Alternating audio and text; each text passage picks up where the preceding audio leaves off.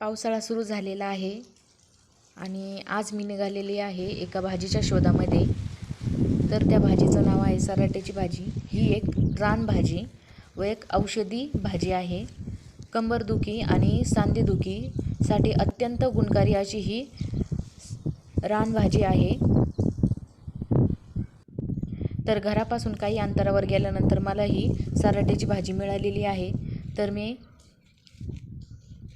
ती सराट्याची भाजी काढून घेतली.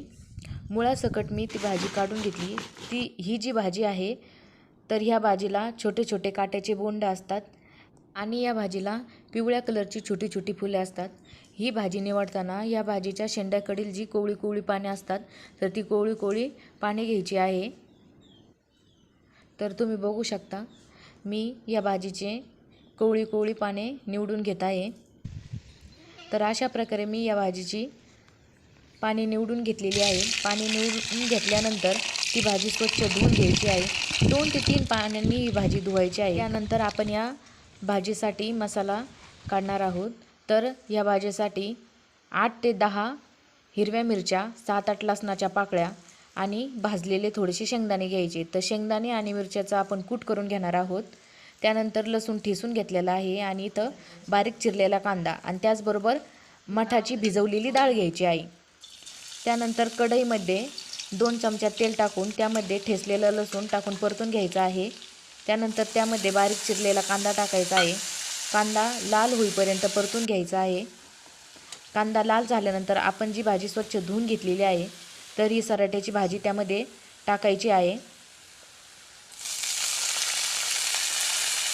सराट्याची भाजी टाकून झाल्यानंतर त्याला चांगल्या प्रकारे 4 ते 5 मिनिट परतून घ्यायचं आहे. 4 ते 5 मिनिट भाजी परतून झाल्यानंतर त्यामध्ये जी आपण भिजवलेली मठाची डाळ घेतलेली आहे, तुम्ही मठाच्या डाळीऐवजी मुगाची डाळ पण घेऊ शकता.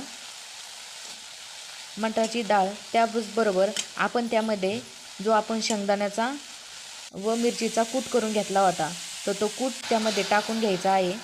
शेंगदाणा व मिरचीचा कूट टाकल्यानंतर त्यामध्ये मी इथे 2 ग्लास पाणी टाकलेलं आहे, कारण सराट्याची भाजी लवकर शिजत नाही. त्यासाठी त्यामध्ये पाणी थोडं जास्त घालायचं आहे. 5 ते 6 मिनटानंतर आपली भाजी पूर्णपणे शिजलेली आहे. तर तयार आहे आपली सराट्याची भाजी. तर तयार आहे आपली कंबरदुखी आणि सांधेदुखीवर गुणकारी अशी सराट्याची भाजी.